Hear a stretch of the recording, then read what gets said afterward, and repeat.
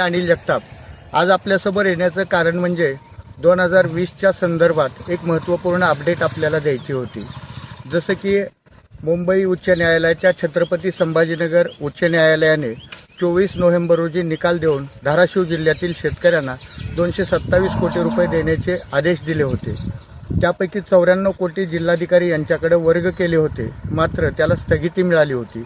उर्वरित 134 कोटी रुपयाच्या संदर्भातला शासन निर्णय 11 फेब्रुवारीला निघाला होता, मात्र जिल्हा प्रशासनाकडे योग्य असं PLA अकाउंट नव्हतं, त्यामुळे ते पैसे वर्ग होत नव्हते।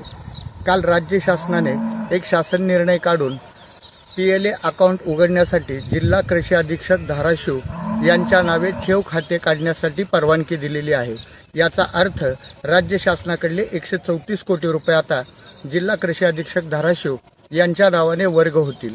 माझी राज्य शासनाला विनंती आहे, तातडीनं वर्ग झालेले पैसे हे शेतकऱ्याच्या खात्यावरती टाकावेत।